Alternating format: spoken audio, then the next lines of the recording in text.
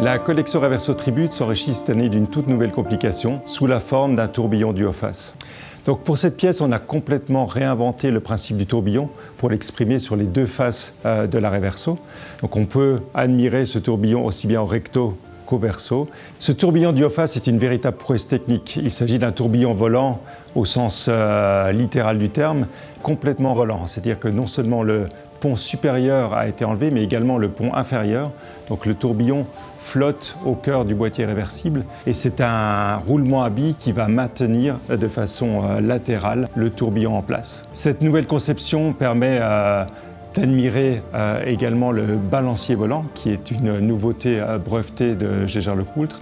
Et ce balancier volant est surmonté d'un nouveau spiral avec une toute courbe terminale en forme de S, également breveté. Et également des petits détails tels que le rochet qui est ajouré avec des formes qui rappellent le logo caractéristique, le JL, de la marque Jaeger-LeCoultre.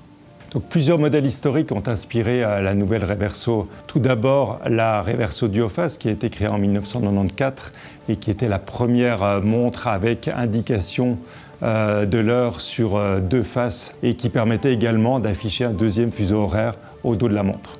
Deux autres modèles ont également inspiré cette nouvelle Reverso. Tout d'abord, la Reverso tourbillon en or rose de 1993, qui est la première Reverso équipée de ce mécanisme et qui est sans doute également l'un des premiers tourbillons de forme rectangulaire de l'histoire de l'horlogerie. Et on pouvait admirer ce tourbillon grâce à ce qui était nouveau à l'époque, un fond saphir transparent qui permettait d'entrevoir le mouvement et également de vérifier le niveau de la réserve de marche de la montre. 10 ans plus tard, un deuxième modèle équipé d'un tourbillon voyait le jour, la Reverso Platinum No. 2. Et ce tourbillon était décoré déjà à l'époque avec les côtes soleillées qui venaient irradier depuis le centre du tourbillon.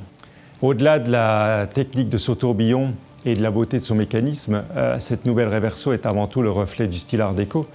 Des lignes pures, des proportions qui respectent le nombre d'or, les gaudrons, ces lignes qui soulignent le retournement de la montre, sont tous des éléments qui font de la Reverso un grand classique de l'Art déco.